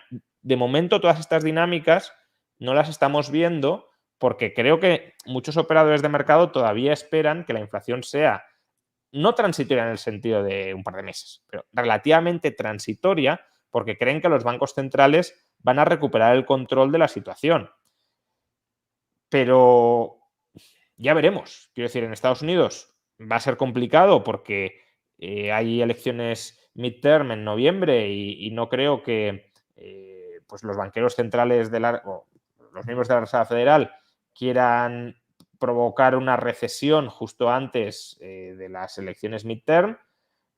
A lo mejor lo hacen, pero hay ese condicionante político, pero si el condicionante político en Estados Unidos ya es complicado, porque al final también pensemos que hasta cierto punto la decisión que toma Powell es una decisión, no entro en si esto está bien o está mal, pero que es una decisión política de quiero que salga elegido Donald Trump dentro de 3 años, porque si tú montas una recesión ahora en las midterm y le das una plataforma a los republicanos o montas una recesión en año y medio, es que ya le estás dando la presidencia en bandeja a los republicanos, que luego veremos si es Trump el candidato o no, pero que al final toma esa decisión política, no solo toma la decisión económica, toma la decisión política y eso sin duda pesa en las decisiones económicas que toma. Yo quiero que Trump sea mi presidente, que me estuvo además insultando cuando lo era, pues a lo mejor no quiere, ¿no? Y por tanto adopta decisiones económicas condicionadas por análisis políticos. Pero si el condicionante político en Estados Unidos ya es muy serio, pues imaginemos en Europa, donde estábamos hablando de la supervivencia del euro, de que no quiebren estados. Pues claro, ¿hasta qué punto el Banco Central Europeo va a utilizar todo el arsenal que tiene que utilizar para luchar contra la inflación y para conseguir controlar la inflación? Christine Lagarde es política. Claro. Bueno, y no solo Christine Lagarde, el vicepresidente del Banco Central Europeo, Luis de Guindos, es político. Es decir, el Banco Central Europeo se ha politizado durante los últimos años a un nivel exagerado. Es formalmente independiente, pero es una independencia controlada por la gente que antes formaba parte de los ejecutivos nacionales y además de los peores ejecutivos nacionales, que son los de la periferia europea. Con lo cual, claro que nos podemos encontrar en una situación en la que el Banco Central Europeo diga yo no quiero que se rompa el euro, yo no quiero generar una recesión muy fuerte en determinados países de la eurozona, no voy a subir los tipos de interés tanto como debo y se te descontrola la inflación. Eso puede pasar. Lo que ocurre es que ahí, o sea, según estaba diciendo Powell, no sé qué, yo estoy diciendo, bueno, lo de Christine Lagarde, o sea, es probablemente el cargo menos técnico o el perfil menos técnico que ha habido en un banco central desde que yo tengo memoria y tampoco los anteriores banqueros, todos ellos tenían conexiones políticas, por así decirlo, ¿no? Pero cuidado, en la eurozona hay una cuestión de una complejidad enorme que ha salido bastante en la charla, pero es que para mí es lo fundamental, que es que no dejamos de ser muchos países compartiendo una sola moneda con unas reglas comunes que no se cumplen. Y es cierto, ahí es verdad que dicen, no, pero es que los primeros que las incumplieron en su momento fueron los franceses, los alemanes. Yo ahí ya no entro, pero que hay unas reglas que no se están cumpliendo y hay unas prioridades políticas muy diferentes. Y los ciudadanos de Europa, yo creo que sí que han demostrado en los últimos 20 años que la Unión Europea la ven con unos ojos bastante prácticos, en el sentido de que se acercan o se alejan de la Unión Europea en función de lo que sirve a sus intereses, pero yo no creo que haya un europeísmo militante. Lo digo sin entrar en el debate, o sea, yo tampoco soy especialmente pro Unión Europea, de hecho cada vez soy menos y cada vez soy más brexitero, por así decirlo, pero ni siquiera entro en ese debate. Bueno, no soy brexitero, pues soy español, o sea, quiero decir, yo mientras sea español y viva en España, yo quiero Unión Europea, porque ya he dicho antes que me fío más de los halcones alemanes. Pura supervivencia, Domingo, sí, pura supervivencia. Sí, pero sin entrar en ese debate, lo que yo sí que veo es que las opiniones públicas y los dirigentes políticos de los diferentes estados de la eurozona tienen prioridades muy diferentes. Prioridades que además pueden cambiar en 2 meses por cuestiones anecdóticas. Yo escribí hace un mes o así un artículo en el que decía, es que tú tienes un escándalo de corrupción en el gobierno alemán asociado a lo mejor a, yo qué sé, a la novia de un ministro o al tío de una ministra, y en el gobierno alemán tienen un problema de corrupción, y la tentación para que llegue un asesor y diga, oye, tenemos que liberarnos de esto, di que monta un cirio, monta un pollo en el próximo Consejo Europeo y di que los estados del sur de Europa se están saltando las reglas y que Alemania va a volver a ser la que va a liderar la disciplina fiscal en Europa, esa tentación de verdad, con cualquier chorrada está ahí. Entonces, ¿qué ocurriría en esa situación? ¿Qué haría ese Banco Central Europeo hiperpolitizado? ¿Qué harían los diferentes países con las tensiones que vemos constantemente en cuestiones menos relevantes? A mí, además es que no tengo una respuesta. Lo que sí que sé, y casi vuelvo al comienzo de la charla, es que los que más podríamos sufrir somos nosotros. O sea, los que estamos en una situación más inestable, para que eso pase y nos caigamos del equilibrio, somos nosotros, somos España, y eso es a mí lo que más me preocupa. Sí, quizá esto muchas veces cuando hablamos de economía olvidamos también la importancia del cortoplacismo propio de las democracias, ¿no? Y de los políticos. O sea, decir, un político, ya no es el caso de España, me da igual, Estados Unidos, sin ir más lejos, que citaba también Juan, el Reino Unido, todos los países, yo he ganado las elecciones, pero es que tengo que volverlas a ganar dentro de X años. Entonces, a partir de ahí, la economía, los números y lo que se debe hacer va por un lado, y lo que es popular o es impopular va por el otro. Y en este sentido, seamos conscientes de que si la inflación persevera, la inflación destruye gobiernos como pocas cosas. En la década a finales de los 70 y principios de los 80 lo vimos. A lo mejor en algunos casos para bien, no sé, por ejemplo, Thatcher en Reino Unido o Reagan en Estados Unidos, pero también para muy mal, Mitterrand en Francia. Y hasta cierto punto, aunque hubo otros condicionantes, también la UCD en España, ¿no? ¿Por qué la inflación destruye gobiernos como pocos? Primero porque a la gente, sobre todo si ya es una inflación alta, claro, si es una inflación del 2, del 3, hasta del 4, pues más o menos, pero si ya es una inflación del 7 o del 8, a la gente le incomoda mucho que estén subiendo tanto los precios, y además, para que esto no se descontrole todavía más, se empiezan con pactos de rentas, es decir, tu salario no va a subir tanto, entonces se nota un empobrecimiento. Pero claro, para contrarrestar la inflación, lo que tienes que hacer, como he dicho antes, es empobrecer a la gente durante un tiempo. Entonces, si el gobierno no hace lo que tiene que hacer para luchar contra la inflación lo devora. Y si el gobierno hace lo que tiene que hacer para luchar contra la inflación, las políticas antiinflacionistas en el corto plazo lo devoran. Entonces, ya no es solo lo que decía Domingo de que pueda venir un escándalo, tal y... No, es que podemos empezar a ver cómo caen gobiernos europeos, no sé cuáles son las siguientes elecciones, pero en no mucho tiempo. Ahora la más pronto es la francesa, pero quizá no. No, ahí no, pero no va a dar tiempo ahí a que se vea. en un plazo un poco más prolongado, ¿no? Si se enquista la inflación y la gente se empieza a molestar por la inflación, hasta ahora hay cierto ruido, pero no estamos viendo descontentos masivos ni protestas masivas. Pero claro, como llegue a determinados gobiernos europeos, nuevos gobiernos que hayan alcanzado el poder con el discurso de yo voy a acabar con la inflación, porque ese puede ser el lema de campaña, a ella sí que se nos acaba la suerte. Es que el problema está en que muchas veces decimos los gobiernos están en manos, o la opinión pública puede ser muy relevante. El problema en Europa es que hay dos opiniones públicas completamente diferenciadas. Es cierto que luego en el tema de la inflación los sentimientos acaban siendo generales, universales, pero lo que vimos en la anterior crisis de la eurozona fue que los países del norte querían, o sea, sus opiniones públicas eran muy vehementes en una petición que era exactamente la contraria de lo que pedían los países del sur. Los países del sur lo que decían es ayudarnos, darnos más dinero, unas reglas fiscales más laxas, y los países del norte, la opinión pública lo que decía era dejad de darle dinero a estos tipos que son unos derrochadores. Entonces, sin entrar en quién tenía la razón, claro, que en un área, los últimos 10 años, los últimos 7, 8, eso se ha suavizado porque ha habido cierto crecimiento económico y cierta estabilidad, pero si te vuelven mal dadas, lo que vas a tener es otra vez un área económica única en la que las opiniones públicas piden exactamente lo contrario y se culpan mutuamente. Entonces, con el recuerdo además de lo que pasó, es políticamente muy peligroso. Y efectivamente la inflación, nosotros recordamos a Reagan con cierto cariño y, yo incluso con mucho cariño, pero cuidado, Reagan fue un político muy exitoso porque no sé si tuvo la suerte o, coincidió así, que esa recesión económica de la que hablaba antes Juan Ramón, que provocó Paul Volcker, se sucedió en los 2 primeros años de su mandato.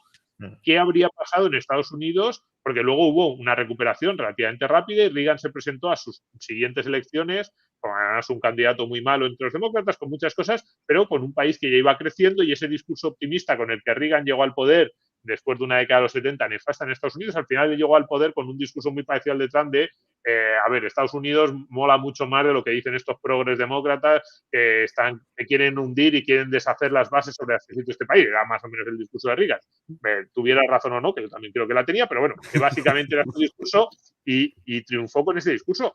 Pero si se hubiese presentado a las elecciones a la reelección en vez de en el 83, en el 81, probablemente no habría ganado. Y con Thatcher 3 cuartos de lo mismo, ¿eh? Y con Thatcher 3 cuartos de lo mismo, porque los 2 primeros años de Margaret Thatcher fueron tela marinera. Lo que pasa es que, vinieron los argentinos ahí, entre una guerra y un poquito de recuperación económica, se salvó, pero si no, es muy difícil para un gobierno, incluso para el que quiera hacer bien las cosas. Cuidado, es que, claro, decimos, no, es que son muy malos, ¿no? Es que los malos, porque son malos, te van a hundir a medio plazo. Pero es que incluso el que quiera hacer bien las cosas va a tener que aguantar un año o año y medio muy complicado. Si la inflación se mantiene alta, o sea, si se dieran esas condiciones. Sí, y luego además, esto evidentemente, pues bueno, al que le pilla, el caso de Portugal es un ejemplo clarísimo, ¿no? Cuando la gente dice, no, es que el Partido Socialista Portugués, que bien hace las cosas, claro, pero viene previamente de los recortes que tuvo que aplicar, digamos, el partido de centro-derecha, se puede llamar así en Portugal, que pasa un poco aquí como España, que es la derecha, en fin, un poco difuso. Y lo mismo ocurre también ahora en Grecia, que han vuelto a gobernar. Y dice, mira qué bien lo estamos haciendo. Claro, lo está haciendo bien porque fue Syriza el que no tuvo más remedio que meter el tijeretazo. O sea, se beneficia, veis que esto es así, se beneficia el que no lo ha hecho, ¿no? Aquí tenemos una pregunta hace ya un ratito que nos dejaba Borja PM. Un privilegio contar con genios como vosotros. No sé qué directo estás viendo, Borja, pero gracias. ¿Pensáis que la inversión a largo plazo en fondos indexados, stocks mayor parte, corre peligro? ¿Puede haber un crack? Sí, hombre, que puede llegar a haber un crack bursátil, creo que no lo puede descartar nadie. Ahí de nuevo tenemos la incógnita de si los bancos centrales van a dejar que la bolsa pinche mucho, porque de alguna manera durante, yo diría, 30 años los bancos centrales se han preocupado por cuidar los mercados bursátiles para evitar desplomes de la bolsa. Pero de nuevo, el grado de autonomía que vayan a tener los bancos centrales para hacer esto dependerá de las condiciones de la inflación. Si la inflación está desbocada y hace falta restringir mucho las condiciones financieras, no podrán dar muchas alegrías al mercado bursátil. Otra cosa es decir si esto pone en peligro el modelo de inversión a largo plazo en fondos indexados. Yo creo que no. Esto puede poner en peligro si tú estás pensando en entrar ahora mismo a corto plazo con una gran cantidad de capital en bolsa en fondos indexados. Quizá no sea el mejor momento de poner todos los huevos en fondos indexados ahora mismo, pero ir ahorrando e invirtiendo poco a poco, pensando en el largo plazo, pues bueno, a lo mejor lo que inviertas ahora, y digo a lo mejor, porque tratar de anticipar la coyuntura macroeconómica es muy difícil y por tanto tampoco podemos dar por descontado que todo lo que estamos diciendo que puede suceder necesariamente va a suceder, pero aunque suceda, pues sí, lo que inviertas ahora tardará a lo mejor 10 años en recuperarse, pero es que si se hunde la bolsa y sigues comprando, en ese momento te aprovecharás de estar invirtiendo a precios muy bajos. Entonces, yo no huiría de la bolsa en masa, pero bueno, hay que ser conscientes de que a lo mejor no vienen, no lo sé, pero que a lo mejor no vienen unos años buenos para la bolsa. Dependerá de cómo evolucione la economía. Ujú. Aquí tenemos una... Domingo, perdón, si quieres apuntar algo más. No, porque básicamente iba a decir lo mismo que Rayo. Que la gente, Vale. a ver, yo lo que le digo a mis amigos que me preguntan es, tú sigue invirtiendo, o sea, mi consejo siempre es meter una cantidad pequeñita con una cierta periodicidad, y si haces eso y realmente miras a largo plazo a partir de 15, 20, 25 años, no deberías pensar demasiado en cómo está la bolsa ahora mismo, por eso mismo, porque incluso si ahora compras caro, como tú estás invirtiendo de forma periódica, pues ya comprarás barato cuando toque. Ujú. Aquí hay una pregunta que puede generar cierta polémica. Yo tengo claro cuál es mi punto de vista, pero a ver vosotros. Os voy a poner en un aprieto y ya vamos a cerrar el directo y así, pero no sin antes responder a esto que dice Germán. ¿Qué opináis, llegado el momento, de organizarse para la insumisión fiscal dada la situación? No bajan impuestos y nos masacran inmisericordiamente. Se ríen de los ciudadanos. Yo tengo muy claro que la insumisión fiscal, o todo lo que sea no pagar impuestos, en cierta medida en la situación actual, me refiero, es no colaborar a la destrucción. Y me parece bien, y lo digo abiertamente, y animo a todo aquel que lo pueda hacer que lo haga. Lo que pasa es que cada vez es más complicado, por lo que decíamos antes, que estamos cada vez más controlados. Esa es mi opinión. Y ahora ya vosotros podéis decir lo que opinéis. No, o sea, yo creo que la insumisión fiscal, la evasión fiscal, el no dejarte robar es un derecho fundamental del ser humano. Yo eso no lo discuto. Es decir, cualquier persona que por todos los medios legales o ilegales, respetando, eso sí, los derechos de otras personas, claro, evite pagar impuestos, pues creo que no se le puede hacer ni reproche, no se le debería hacer ni reproche legal ni reproche moral. Dicho eso, aquí, más que la cuestión moral de si es legítimo que una persona intente evitar que le metan la mano en la cartera, que claro, pues, evitar que te roben es legítimo, la cuestión es, primero, si es estratégicamente conveniente desde un punto de vista individual, y ahí cuidado, porque Hacienda cada vez va a apretar más las tuercas y por tanto, a lo mejor te terminan atracando más por haber querido evitar que te atraquen. Y en segundo lugar, ya no solo plantea, la pregunta no está planteada solo desde un punto de vista individual, de si yo otra persona se escaquea de pagar impuestos, no le pillan y demás. La pregunta está planteada si hay que organizarse para promover un movimiento de insumisión fiscal. Y yo ahí no sé hasta qué punto eso es estratégicamente inteligente, porque, digamos, el gobierno, este o cualquier otro, en un momento de apretón o de dificultades fiscales, va a intentar aprovechar cualquier excusa que se le brinde para buscar chivos expiatorios, para echarles las culpas y para señalar a unos maltratando a impuestos a todos. Esto, no sé si os acordaréis, pero es similar a lo que decía Montoro de vamos a subir el IVA porque hay mucha gente que evade el IVA. Pues claro, si además hay unos que, por definición, y desgraciadamente creo que no serían muchos, ¿no? Sería un grupillo, si lo queréis, de frikis con mucha razón, pero al final de frikis dirían, por esta gente o por este tipo de gente, que esto es una actitud mucho más generalizada de lo que se está visibilizando, tenemos que subir impuestos. Si no hubiese tanta economía sumergida, si no hubiese tanta gente que no contribuye a la solidaridad global, pues no haría falta subir tantos impuestos, pero nos obligan a ello. Entonces, yo creo que de muchas de estas crisis o enfrentamientos contra el Estado, sobre todo cuando no son enfrentamientos de masa realmente, es decir, movimientos que pueden tumbar gobiernos, sino movimientos de resistencia, hasta cierto punto, no siempre, pero hasta cierto punto el Estado puede salir beneficiado y puede obtener más poder. Domingo. Yo que soy un señor, yo soy un señor muy de orden, ¿eh? Es verdad, se me ve en la cara incluso. Ahí, tengo ahí, no entra en plano de milagro el corazón de Jesús de mi abuela, que lo tengo ahí cuidándome siempre en mi casa, claro. Entonces, quiero decir, no, porque iba a decir que yo soy un señor muy de orden, pero yo hace un par de años o 3 a lo mejor te hubiera dicho, no, hombre, los que hay que pagarlos, no, pero yo ya estoy en vuestra situación completamente. Creo que es verdad, creo que es inaceptable porque además llega un momento en el que dices, oiga, ¿qué herramientas tengo? ¿Estaría justificado pagar cualquier impuesto que fuera aprobado? Entonces te llevan los impuestos al 99% del PIB o de tu salario y también lo tienes que pagar porque democráticamente ha sido aceptado. ¿Y cuál es esa legitimidad? ¿De dónde sale esa legitimidad?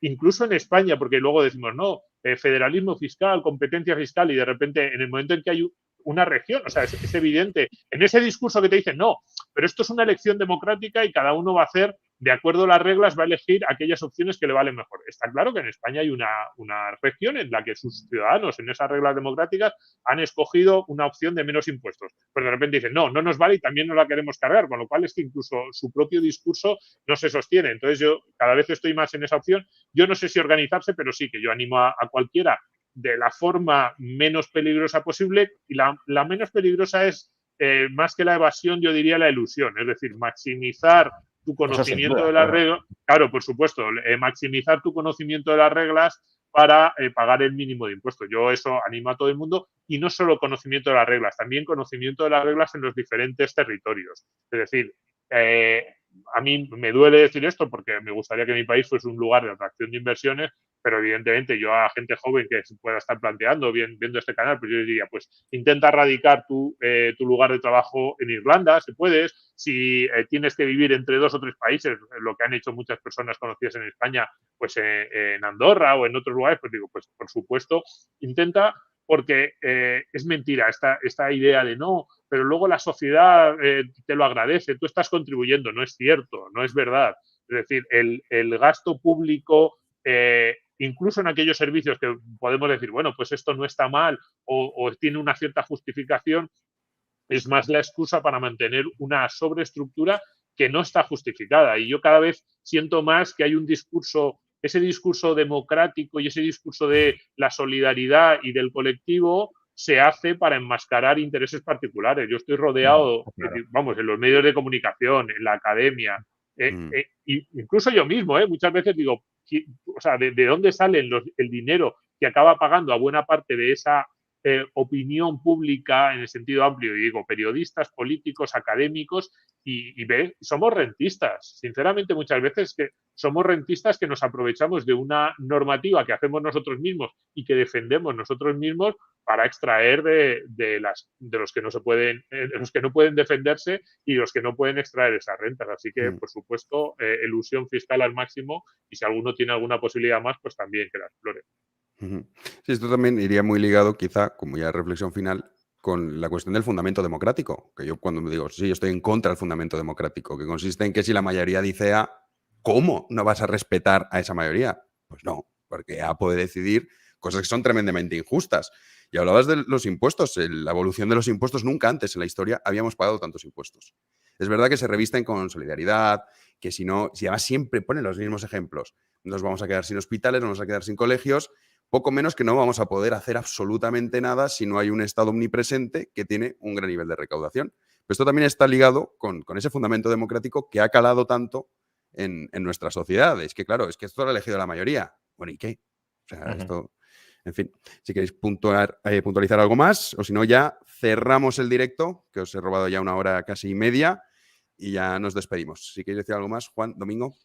No, bueno, simplemente, quizá hemos pintado un escenario muy, muy catastrofista, porque sin duda hay mimbres para ser pesimistas, pero bueno, sí querría poner de manifiesto que muchos de los razonamientos que estamos efectuando, por no decir casi todos, penden del hilo de que la inflación se va a mantener descontrolada. Y esta es, desde luego, una posibilidad, pero no es un escenario absolutamente inexorable que sea así. Yo creo que en la actual inflación hay alguna parte que sea una parte mayor o menor, pero que es sin duda por sobrecalentamiento de la demanda, pero también hay partes que son efectivamente por cuellos de botella, por la guerra, etcétera. Entonces, si la mayor parte de la inflación actual es por sobrecalentamiento de la demanda, lo tenemos muy complicado. Si la mayor parte es por esos cuellos de botella, que casualmente han coincidido todos en el mismo tiempo, pero bueno, y por la guerra, pues sí que podríamos ver en los próximos meses, si todo esto se soluciona, moderaciones de inflación. Y si la inflación se modera, entonces muchas de las cosas que hemos dicho antes, pues hasta cierto punto se retrasan en el tiempo. Europa nos podría rescatar, se podría socializar la deuda, no haría falta tantos recortes a corto plazo, tantas subidas de impuestos a corto plazo, y por lo tanto el escenario no sería tan crítico. Pero insisto, para que esto sea así, la inflación ha de regresar rápido, relativamente rápido, bajo control. Si no, y creo que cuanto más tiempo pasa sin que la inflación regrese a su bajo control, más probable es la hipótesis de que no es por cuellos de botella, o de que no es mayoritariamente por cuellos de botella, de que no es, bueno, en este caso por la guerra, etcétera, sino que hay otras causas que no estamos solventando, que son exceso de gasto, exceso de laxitud monetaria, exceso de laxitud fiscal. Pero bueno, que no tenemos una bola de cristal como para conocer todos los aspectos de la realidad y ser muy tajantes en ese sentido. Y por tanto, por añadir una nota de también precaución aparte de los análisis que hemos hecho. Sí, yo lo único que diría es que sea bueno o sea malo el escenario, España es uno de los países peor preparados, que a mí es lo que me da pena, ¿no? Digamos, si se produce ese años 20 que se empiezan a recuperar, como yo decía antes, que hasta hace 1 año y medio, 2 años era más optimista, nos vamos a beneficiar poco de eso. Si se produce una situación complicada, nosotros vamos directos a la catástrofe. Y luego, todo este margen, ¿no? Muchas veces utilizamos estas palabras, el margen que nos han dado, nuestros socios europeos nos han apoyado, las políticas de apoyo o de expansivas del Banco Central Europeo. Y digo, llevamos 10, 12 años ya, venga, pongamos 2010, con este margen, con estas ayudas, con este sostén. ¿Y qué hemos hecho? O sea, ¿qué cambios ha habido en la economía española en los últimos 15 años para haber aprovechado eso? O sea, nos han dado mucho dinero, nos han financiado y nos han dado un apoyo político en sentido amplio. ¿Qué hemos hecho como país? Es que a mí me da una sensación de pérdida, de oportunidad perdida brutal. Entonces, bueno, sí, claro, si las cosas van más o menos bien, pues bueno, empezaremos ahí. Lo que decía antes es que el modelo es Francia, un estancamiento en los próximos 30 años, pero con menos potencial productivo. Bueno, pues triste, será muy triste.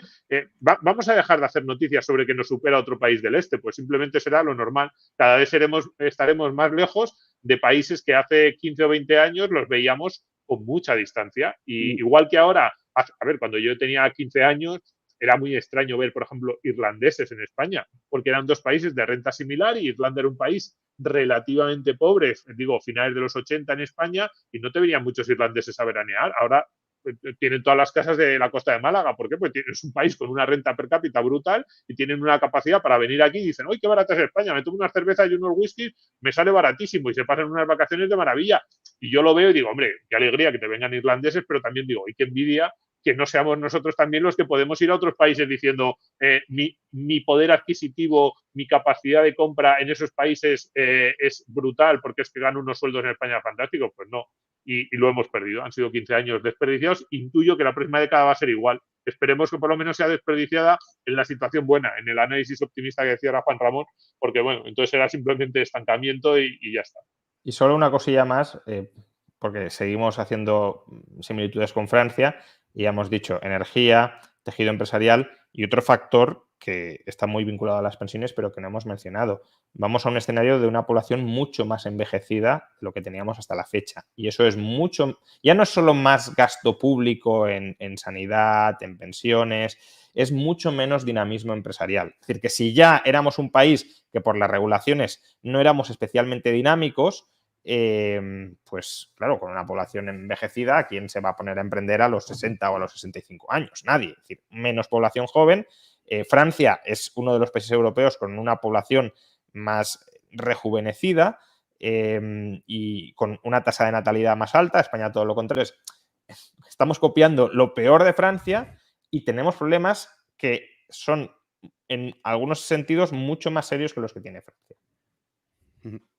Así es. Bueno, pues muchísimas gracias, Juan Domingo. A Domingo Soriano lo pueden seguir en Twitter y también en E-Radio, que haces varios programas. Tu dinero nunca duerme, Economía para quedarte sin amigos.